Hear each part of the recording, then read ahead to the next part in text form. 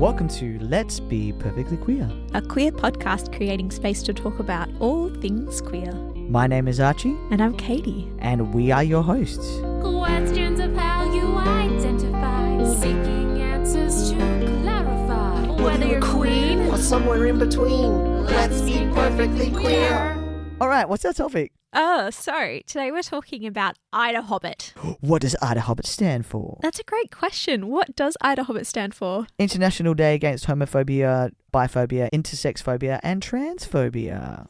Do you know what date it is? May 17th. Oh, very good. Do you know why it's on May 17th? I did, and now I forgot because I have looked this up before. Can't remember off the top of my head, though. Do you want to guess? Give me a clue. It was associated with the World Health Organization. Oh, it was the day when being queer was no longer a mental... Oh, what was it like? It was no longer You're going down the right a track. mental disorder. I'm going to save you. Yeah, Sorry. something. It was something like that. I know that it was the day when the International World Health Organization took it off something as no longer being. Yeah. Yeah, I can't remember what it. That's exactly right. So they removed homosexuality from being part of the classification of diseases. That's it. I was close. Yeah. Yeah. So that happened on the 17th of May, 1990. Mm-hmm. So that was 33 years ago. Yes. To this date. So this is why we still celebrate, because if you think about it, 33 years ago is such a short period of time in the whole history of That's queerness. younger than me. I know. It's the same age as me, funnily enough. So why do you think that we need to still celebrate this day then? Why do I think? Yeah. Because we still have so much discrimination, and I think the damage has been done by the World Health Organization classifying being queer or being any, lesbian, gay, bi, trans, intersex, everything under the umbrella. By them saying that it's a disorder, it has done irreparable damage. Mm. And so we're still fixing that damage. And so by recognizing that day, people can be like, why is it on May 17th? It's like, actually, this is why. And we need to get rid of that stigma and continue to fight for equality and to fight against discrimination. Yeah, you're exactly right. That's so true. So the actual aim, so if you go on the idahobit.org.au, Mm-hmm. because it's been embraced by the organisation Minus 18, Mm-hmm. and I think it's actually been championed for the last 10 years by them, so they actually hold a website on it. So exactly how you've said, they say they aim to raise awareness for the work ahead to end discrimination. So it's for the future, knowing and having the awareness that we still have so much work that we need to do within the space, within gender, sexuality, discrimination. Just being who I am, I see I see other trans people, and I see the way people talk about queer people and the discrimination that we still get today. And just have a look at America and what's happening there. And it's starting to creep into Australia. Agreed. So it's just something that we need to be aware of. If you are an ally listening, make sure that you're checking in on your queer friends and seeing if they're okay, especially coming up to May 17th. And then we're going to get this episode out before then. So make sure you're celebrating it. Wear rainbow to show people that you are a safe person for them and that you are fighting and championing for the end to discrimination. Yeah. Yeah. Completely agree. So I just wanted to run a little bit through the history of why IDAHOBIT was kind of developed. Yes. And the history behind it, just because it's something that even though we've all had awareness for such a long period of time, I think that the actual day and it coming around has such significance and importance, even though it's associated with something that's, I feel, both positive and negative that it took so long for people to take it off the classification of diseases in 1990. Yes. But the rallies that have happened along the way that have led to this are so significant as well. So just running through the things that have happened in the past prior to IDAHOBIT as well as post-IDAHOBIT. IDAHOBIT. Thank you.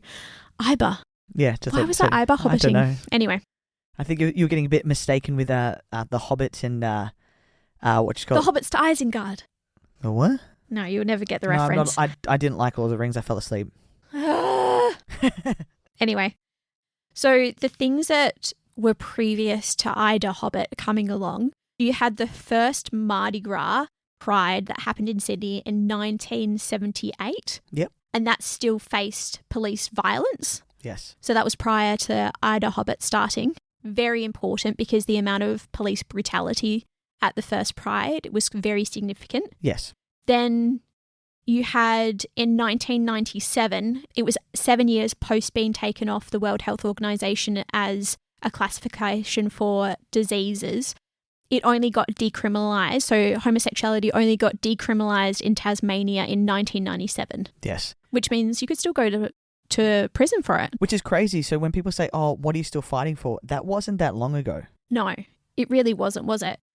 And then if you look at marriage equality, so the plebiscite in 2017, even though we now have marriage equality, the statistics on that showed that 38.4% of Australians voted against it. Which is massive. And it shows that, it's still very scary to be queer in Australia. And that was only 7 years ago. That's not long ago at all. Not at all. And so it'd be interesting, especially with the increase of what's happening in America. Has that number increased or has it decreased? That'd be really interesting to look at. Well, looking at some of the statistics as well, which I found really interesting, is that 68% of LGBTQIA plus employees are not fully out at work, even at the moment. That's massive. Did I say 86? You said 68. Thank you. I was like, I don't know how I said this. So Yes. 68% is greater than half of all employees not feeling like they're safe to be out at work or having some significant realization why they should not be out. And majority of the time, it's fear of discrimination, that they're not going to get treated fairly based on their sexual orientation, which is ridiculous. They are still the same person, but they're too scared to come out. Completely. Also, so 2 in 3 LGBTQIA plus youth experience abuse due to their identity. And that's bad. That's crazy. It's insane. 35% of LGBTQIA plus Australians face verbal abuse within a year. Oh, yeah. Like I've mentioned on previous episodes, gay is back with a vengeance. I've never heard it this bad in the last, well, how long have I been a teacher? 6 years? This year is terrible with the young kids. Specifically 12-year-olds. I've never heard it so bad from a group of 12-year-olds before. That's year 7s. Yeah. It's terrible. And it's those kind of things, those little things that lead to larger cases of homophobia or larger cases of transphobia or even just people having thoughts and acting against the LGBTQIA plus community, whether that be just small things leading to lack of inclusivity, to verbal abuse, to physical abuse, to actually acts of terrorism that we see, to actually murdering people. It's horrible. It's the violence against LGBT students has increased drastically in the last few years. Well, I've got a couple of things that why it's still important in Australia for us to be going towards and having these kind of days to support the queer community and above. So we still have religious organisations that discriminate against the LGBTQIA plus individuals within Australia. Yep. Intersex people still undergo non-consensual medical procedures. Yep. LGBTQIA plus inclusion in government research remains inadequate. Yep. And trans and gender diverse people face barriers in updating legal documentation, which we were just saying. You know what I find interesting? As a queer person, I've never been asked to do an Australian survey about being queer. So I'm like, where do they get all these statistics? I've been out and queer from like early 20s, right? And I've never once been asked to do a survey. Yeah. Well, except the census, but there's not enough. I think the census, it needs to be better and better cater for the wide breadth of Australians that we do have. I don't think it really adequately captures who we are, and I'm not just saying us as an queer LGBTQIA plus individuals, but as people who are from different countries and different backgrounds and that kind of thing. I just don't think the census is good enough to capture the real picture of who Australia is. Yeah, I agree with you. I totally agree with you. I actually looked into that recently to try and figure out what kind of statistics we actually have based on people within our community. Mm-hmm. And I found that they have changed or started looking into diversity within the census for the queer community back in 2022. Yep. And they're trying to be more inclusive with their questioning to gather more data that's appropriate. Because if you're not asking the right questions, you won't get appropriate data. You can just ask questions, but if it's not going to give you data, what's the point? Yeah, very true. So what can we do on IDAHOBIT? What can we do on IDAHOBIT? There's so many different things you can do. You can go to one of the many IDAHOBIT events that will be happening around Perth. You can wear, if you're not comfortable wearing something that's super colourful, you can maybe wear a pride pin, or you can wear purple as well. Because even though, because you've got Wear It Purple Day, so people still associate that. If you want to do it a bit more subtly, but add rainbow to your outfit is a great way to show people that you are a safe person. Creating a safe space. Exactly. There's a couple of things that I definitely think if you're going to do it any day, do it on IDAHOBIT. Mm-hmm. So educating yourself. Yes. I think that's a great idea. And that's not just educating yourself on diversity or what is being part of the queer community. It's also about the discrimination. It's about the history within queer.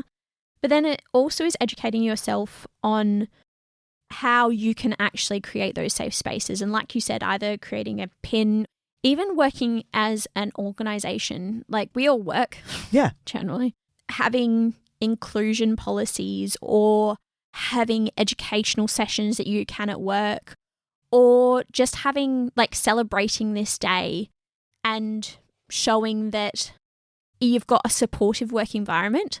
Because it's not just, it kind of follows on from there. Like if you're not discriminating against people as a general, then you're supporting your workforce. Yeah. This does work in work practices as well as just in your personal life. Yes. And it can be as simple, like you said, a pin.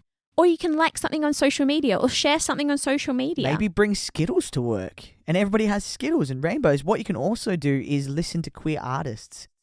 You can listen to queer podcasts. You can buy from queer organizations and small businesses. Just doing your part doesn't have to be big. It can be something small. It's just power in numbers. The more people who do it, the more that will make change. Exactly. And it's not just for people part of the queer community. It's part of allies. It's for everybody, just showing that they are here to fight discrimination. Exactly. That's simple. Yeah. And just think, by you doing something small actually might create a chain reaction and might actually show somebody else that you're safe. You're somebody who supports them. You love them. Also, you never know who in your workplace, in your family, in your friends who may be fighting with who they are. And by you doing something small like this, they know that you're a safe person to come to. Yeah, totally. And it's something very small, and it will make a massive difference. Yeah, it will. So, why don't you, in the comments, let us know what you're doing to celebrate IDAHOBIT. Yeah. Yeah. Share your fun things, your experiences. Even share some everything. events that you want people to come along to. In the comments, what are you doing? And maybe other people can find events that they can go down to. Yeah, totally. Yeah. I love this idea. Let's create a world without discrimination. Peace and love. If only it was that easy. I know, right? If only. Well, I guess that's been our episode. Thanks for listening along. Really appreciate it. And thank you for sticking along with us when we've been a bit inconsistent. We said that last time. We'll get better. We'll get better.